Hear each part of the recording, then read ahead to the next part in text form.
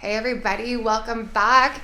We are so excited to be here today talking to Jean Bolinger. I'm Erin Mitchell from Blackbridge Harley-Davidson. I'm here with my colleague Michelle Sullivan, and it has been 1 year since we talked. Jean, we have so much to catch up on. Tell us what's been up with you and our good friend Cricket, the Boston Terrier. Both of you are accomplished riders. Tell us what's been going on with you in the last, 365 days.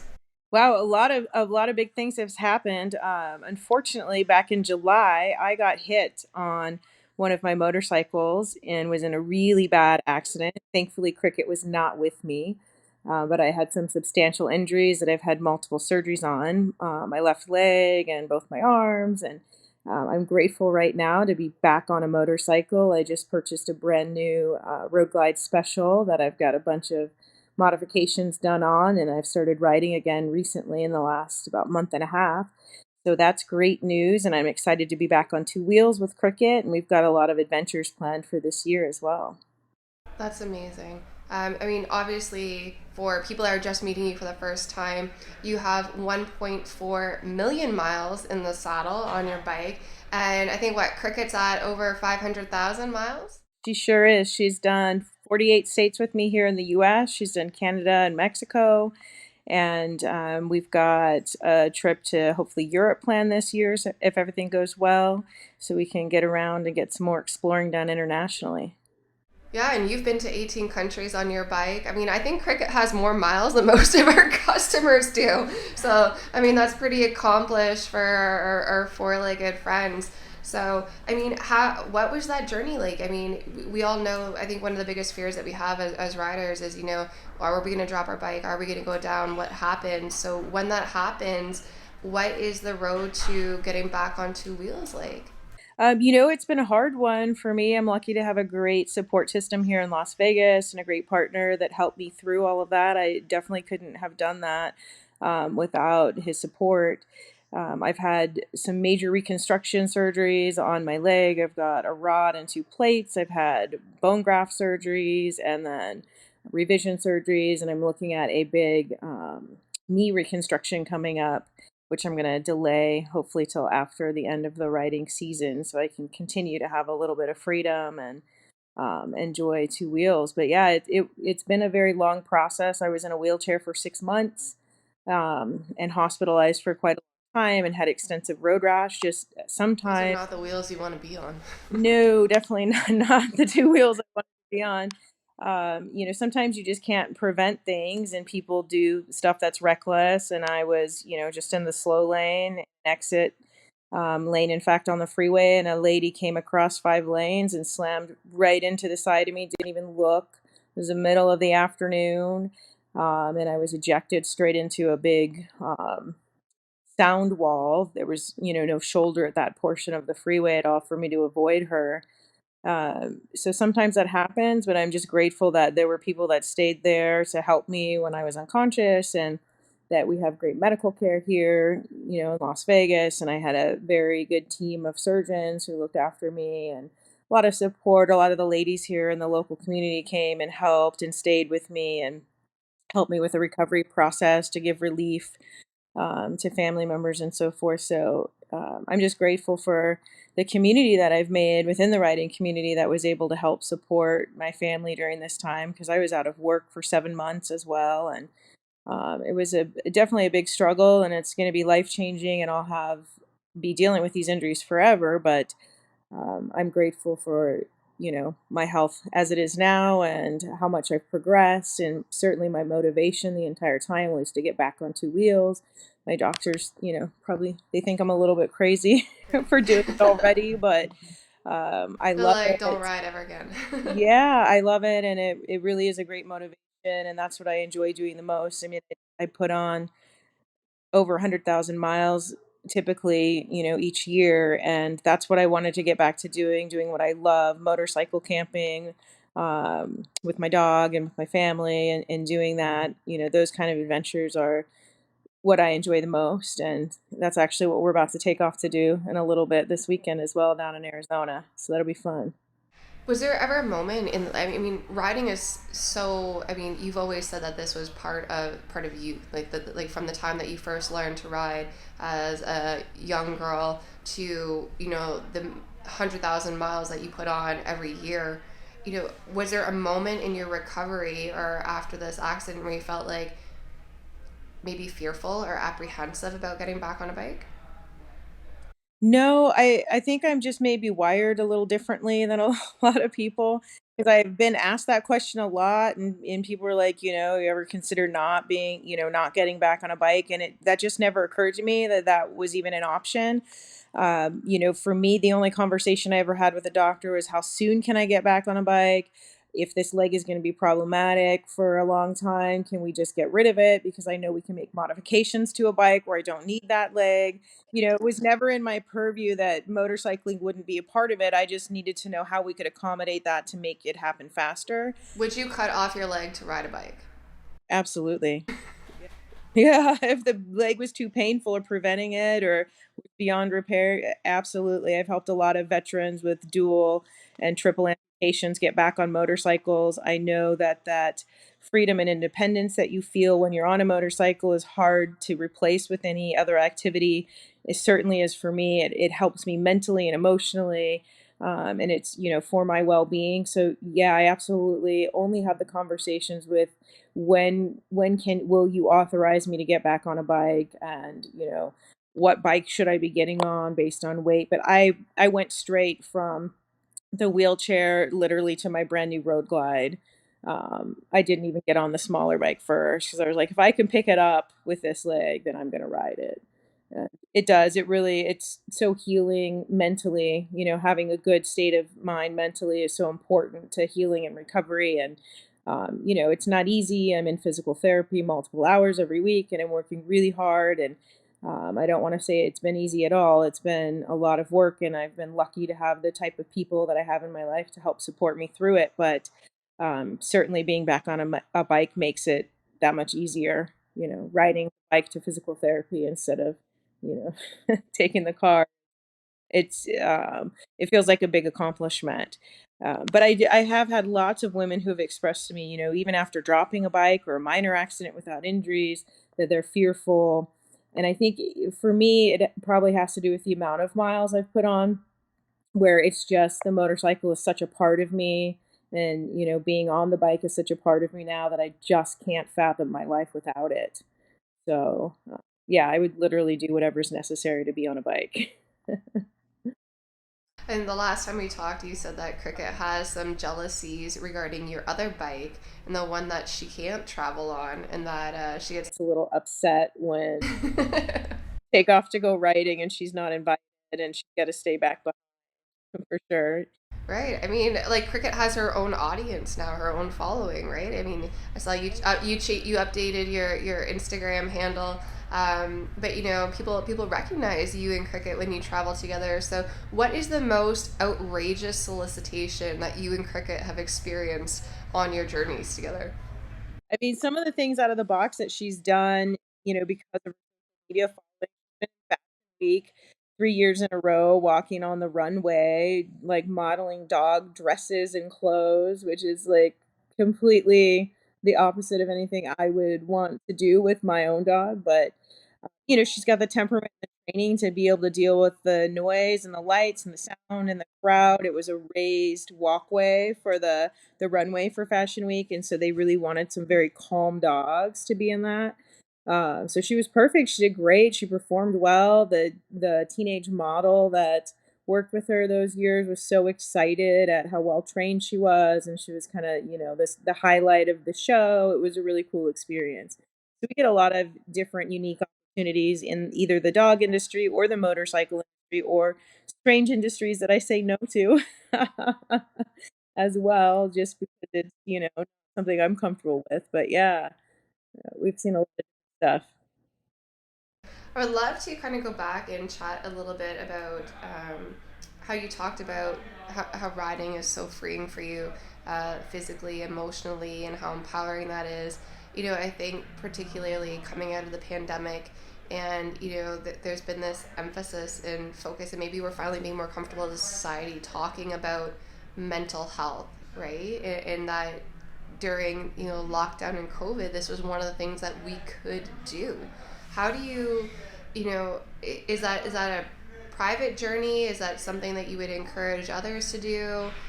You referenced speaking to working with vets and people that either whether it's like modifying their bodies, getting back to a sense of independence and empowerment, but also the mental health standpoint. How important do you think motorcycling is to like mental well-being? For one step, like people being aware that if you struggle with PTSD or depression, or any other kind of mental health issue, that motorcycling, it's a great distraction for that. It gives you a singular focus. You have to focus on operating the motorcycle. You have to focus on your surroundings. You have to be in the moment. You have to get all of your attention to the moment, to look at the hazards in the road, to look at the road conditions, to look where you're going, to operate the motorcycle. So it's an activity that requires that you be mentally in the present. You can't be thinking about a bunch of BS in the past. You can't be thinking about things that upset you or bother you. You really are forced to be in the moment. So I found for myself, but especially I do work with a lot of veterans with PTSD, that motorcycling, just by getting people involved in it, gives this great benefit of forcing someone to be in the present, not being able to reflect on past negative experiences and traumas. So, whatever that is, we also work with some women that have survived domestic violence situations where you introduce motorcycling to help them build confidence and independence. And through that skill set, but also through that mental distraction of having to be focused and remain in the present, they can release some of that trauma. They can recover, they can rehabilitate from that trauma. So I think that, a lot of people maybe overlook those. There's a meme that goes around, you don't see a motorcycle parked in front of a therapist's office. But, there's a lot of truth, I think, behind that, because when you get out and you're focused and you're forced to be in the present, you can't be distracted by the traumas or the past. And so it's a really good tool to help people move forward through trauma. Absolutely. I don't think I ever really looked at it through that lens before. I mean, it's just always been a sport that you enjoy, and certainly that feeling of freedom and being out in the elements and being outside in general is typically very healing, right? But I really appreciate like the explanation of why that is so powerful and what you've experienced. So, you mentioned after your accident that you had a really strong community support around you. Was that a community that you had prior to riding? Did it come through riding? Was that always there for you, or was that just a happy, the silver lining in your recovery? I mean, there were just a lot of people that showed up and that were willing to help and willing to take shifts, when he had to go travel, to make sure that I was attended to and watched, and willing to go run errands and get food and help clean the house and just do all of the things that you don't think about every day needing to be done. And I always knew I had a lot of support in the community, but I don't think until something like, really impactful in a negative way happens that you realize the intensity or the volume of love and care that you have from these people. So it's a really good feeling, to be supported, so strongly by so many different people. It was really great. It's a blessing when that happens, isn't it? So I lost my brother at the end of October unexpectedly, and having that community rally around me was probably one of the most. You just really feel truly blessed in some of the worst moments of your life, and so I'm grateful for that and grateful to have those conversations. I'm glad that you have that too. So um, tell us about what's coming up for you this year. You said you had some really big trips planned, some really exciting rides. I mean, we've talked about some of like the heavy stuff. Tell us about the good, fun, the raunchy. Like, what are you looking forward to? Like, what's coming up that makes you really smile and get excited? Yeah. So, what our focus is this year is to just do a lot of what I love the most, and that's motorcycle camping and exploring national parks. And, obviously, we can get content and everything for social media and for our sponsors doing those things. And everybody's been very gracious with the injuries about accommodating, what my ability to produce is right now for that type of material.